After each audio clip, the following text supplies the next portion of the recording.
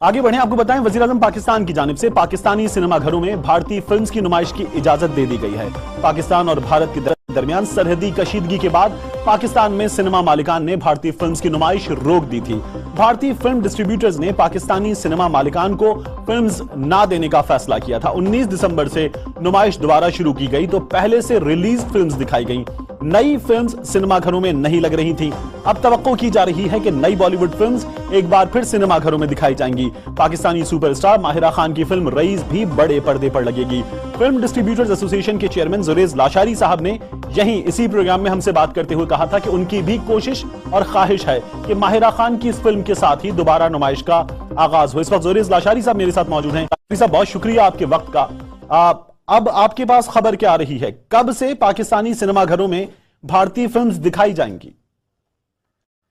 भारतीय फिल्में तो जी दिखाई जा रही हैं। हाँ, जहां तक रहा नई फिल्मों का, वो इंशाल्लाह नेक्स्ट वीक में लगनी शुरू हो जाएंगी, क्योंकि कुछ डॉक्यूमेंटेशन की जरूरत है, कुछ पेपर वर्क होने वाला है, क्योंकि अब डिस्ट्रीब्यूटर्स अपनी एप्लीकेशन देंगे कहीं हमारी फिल्म को एनओसी दिया जाए और फिर सेंसर किया जाए। तो वो थोड़ा सा वो टाइम लग रहा है। बाकी तो जहां तक डिसीजन है कि जी इंडियन फिल्में आनी हैं, वो हो चुका by the committee and the prime minister. So इस प्रोसेस में हम हैं, तो इंशाल्लाह नेक्स्ट वीक में तवक्को कर सकते हैं। मेरा अपना ख्याल है कि काबिल पहले आएगी और उसके बाद रईस आएगी। ठीक, ये भी फरमाइए, जब आप ये कहते हैं काबिल पहले आएगी उसके बाद रईस आएगी, तो इसका मतलब है कि सरहद के उस पार भी जहां पाबंदी लगाई गई थी कि पाकिस्तान में फिल्म डिस्ट्रीब्यूट नहीं की जाएगी, वो मामला भी निमट चुका? जी निपट चुका, बिल्कुल। उन्होंने तो इवन इस वक्त जहां तक काबिल की बात करें, वो तो सिनेमाओं में डाउनलोड हो चुकी है पिक्चर, लेकिन वो तभी चलेगी जब तक वो सेंसर नहीं होती। ठीक, जुरेज लाशारी साहब, ये फैसला जिस वक्त किया गया था उस वक्त सरहदी कशीदगी का मामला था। वो सिचुएशन 19 दिसंबर को जब भारत की पहले से रिलीज फिल्म्स दिखाना शुरू कर दी गई, उसके बाद भी रही। किन बुनियादों पर यह फैसला वापस लिया गया, किस सतह पर वापस लिया गया? जी, बुनियाद तो बेसिकली समझने वाली ये बात है कि अगर इस मुल्क में, पाकिस्तान में जितने नए सिनेमा बने हैं, तो 105 नए डिजिटल सिनेमा बने हैं और मल्टीप्लेक्सेस हैं। यहाँ मल्टीप्लेक्सेस में जब तक मल्टीपल फिल्में नहीं लगेंगी तो ये सिनेमाज चल नहीं पाएंगे। और अभी फिलहाल पाकिस्तान में सिर्फ आज से 5 साल पहले जीरो प्रोडक्शन थी पाकिस्तानी फिल्मों की, जो पिछले साल 2016 में 29 फिल्में बनी हैं। सो ये हमें तो सिनेमाज को तकरीबन 200-250 पिक्चर साल की चाहिए है।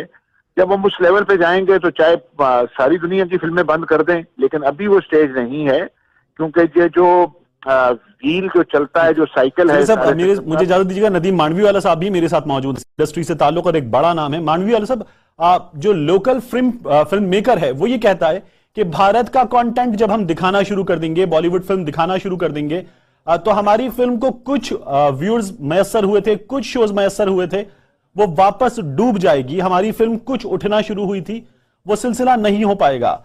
इस आर्ग्यूमेंट से आप एग्री करते हैं?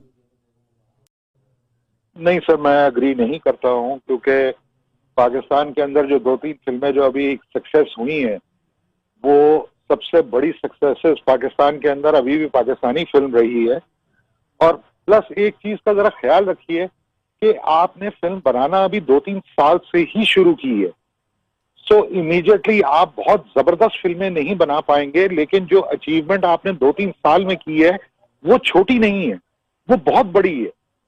कि जहां आपके पास 20 साल से इंडस्ट्री नहीं थी और इमीडिएटली 2-3 साल के अंदर इतनी खूबसूरत फिल्में देना, कि जिन्होंने ना सिर्फ पाकिस्तान के अंदर कमाल किया है, बट इंटरनेशनली जो 20 साल से आपकी कोई मूवी नहीं गई हुई थी, उन्होंने वहां जाके भी एक बहुत बड़ा बिजनेस किया है, जिसके अंदर इंग्लैंड में बहुत बड़ा बिजनेस हुआ है, यूएई में बड़ा बिजनेस हुआ है। तो ये छोटी बात नहीं है। और ये प्रोसेस, क्योंकि ये 9 साल। मांडवीवाला साहब, ये फरमाइए, जब आप ये बात कर रहे हैं तो मामला सिर्फ क्वालिटी का है या क्वांटिटी का भी मामला है? हमारे पास उतना सॉफ्टवेयर नहीं है कि हम अपने मल्टीप्लेक्सेस के तमाम शोज एंगेज कर सकें। सर, दोनों चीजें साइड बाय साइड हैं। आपको क्वालिटी भी चाहिए और क्वांटिटी भी चाहिए। क्वालिटी हमेशा सारी इंडस्ट्री, चाहे आप हॉलीवुड ले लें, बॉलीवुड ले लें, कोई भी इंडस्ट्री ले लें, उसके अंदर क्वालिटी जो है वो 10-15% रहती है, बट क्वांटिटी आपको एवरेज सिनेमा को जिंदा रखती है कि उसमें इतनी फिल्में बन रही होती हैं कि सिनेमा उसके अंदर एक सप्लाई रहती है, जिसकी वजह से आप देखते हैं कि दुनिया भर के अंदर 20-20 स्क्रीन के सिनेमा बने हुए हैं। वरना अगर वो सिर्फ ब्लॉकबस्टर्स पे रह जाए तो ये 20 स्क्रीन के सिनेमा कभी बन ही नहीं सकते। पाकिस्तान के अंदर अभी तक 5 स्क्रीन से ज्यादा सिनेमा नहीं बना हुआ था। पहली बार लाहौर के अंदर एक नया सिनेमा बना है जो 9 स्क्रीन का है और वो लिफ्ट ऑफ नहीं हो पा रहा है। तो ये हमारे लिए भी बहुत जरूरी है कि ऐसे इकदाम उठाए जाएं कि 9 स्क्रीन के बाद हम भी 12 स्क्रीन बना सकें, 15 स्क्रीन बना सकें पाकिस्तान के अंदर।